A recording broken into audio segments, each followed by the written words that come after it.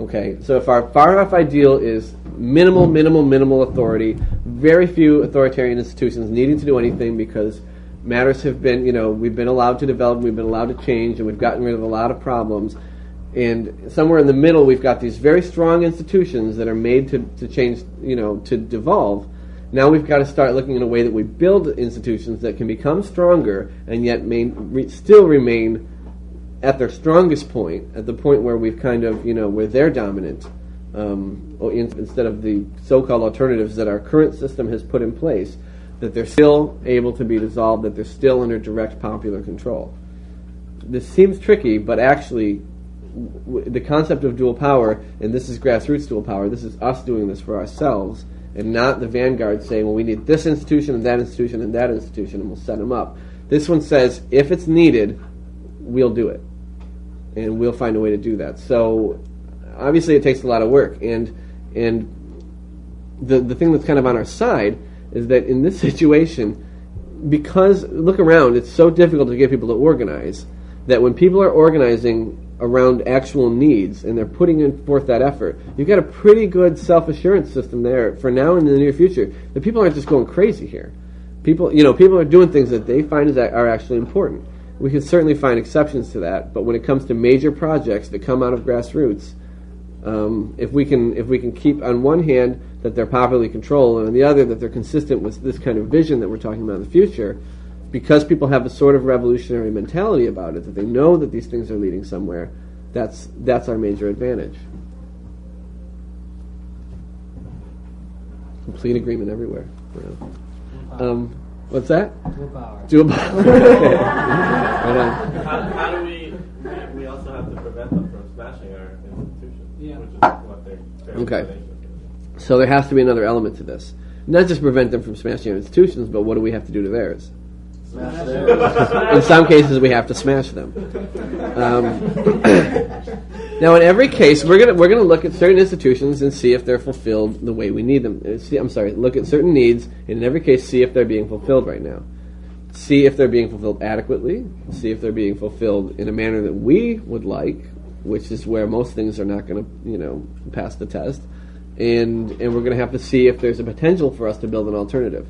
And that's the way we'll look at these projects. Okay, we found a need. The need is for housing. And do we have adequate housing now? No.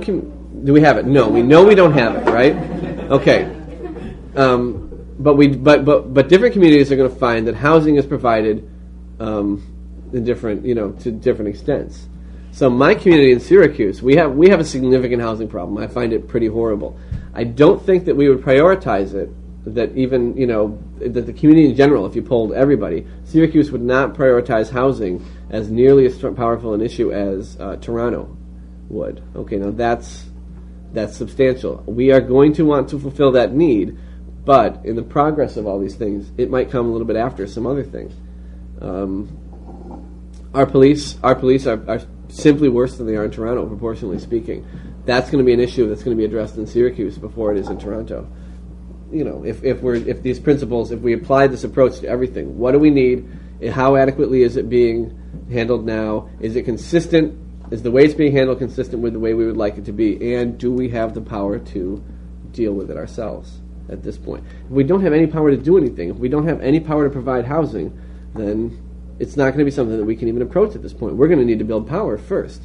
But power can come in a lot of forms, and we talked about power and authority and sort of the way those things, at least some of the classes we did, and the way there's a difference there.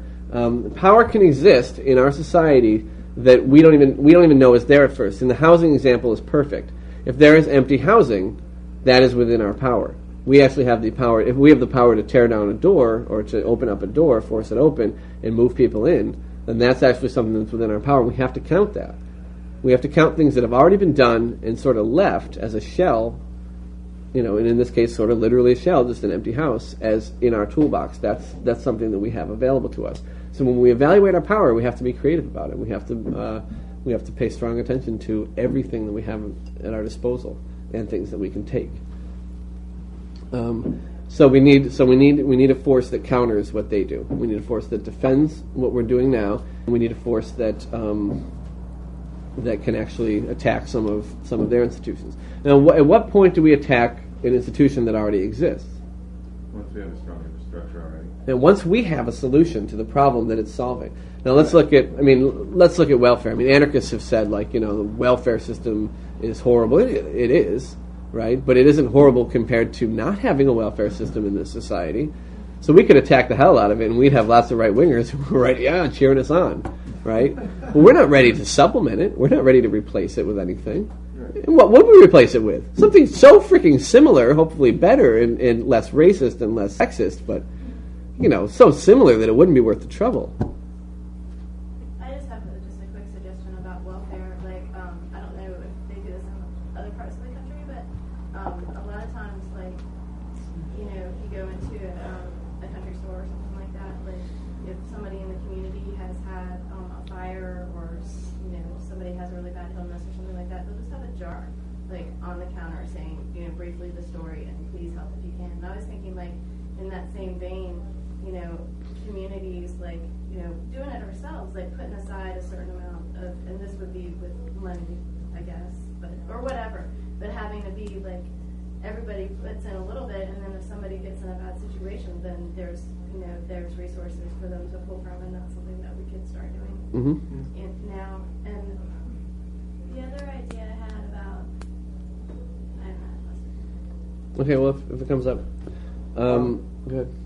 We should also, if we're talking about tackling the institutions, though, we also, I guess we already said it, it's just in terms of having a strong enough infrastructure that we're not going to confront something that's going to destroy us. Because if we're doing something that's really threatening the system in a way that's going to bear repression on us, we've got to be realizing that if we're not in a position to deal with that and to defend ourselves, then we shouldn't be doing that until we are. Right. Which is, I think, really important. Right.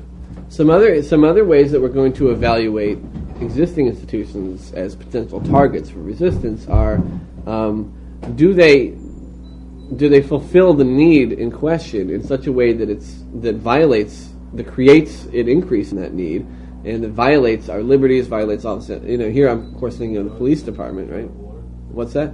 Oh yeah, the drug war. I mean, so police in general, the idea of police. Just the criminal justice system together. Yeah. Now I don't know what would happen if we somehow managed to eliminate the police force right before all these other changes we have in mind. That wouldn't be good. I don't know, but we certainly, it would be good in some ways, and for some people it would be good enough that hey, policing themselves, it wouldn't be as heinous. I mean, if we wait until Right. there's some sort of community, So that's really assumed done. is that we need to. So again, we evaluate on the basis of, are we able to provide an adequate alternative? Once our alternative has begun to be built, will kind of knocking away the system that's already in place augment support for the system? I mean, is that the only thing that's keeping people from supporting us? Well, I mean, it's an extreme example, but if we have a policing system in place, getting rid of that policing system will instantly and rapidly augment our alternative.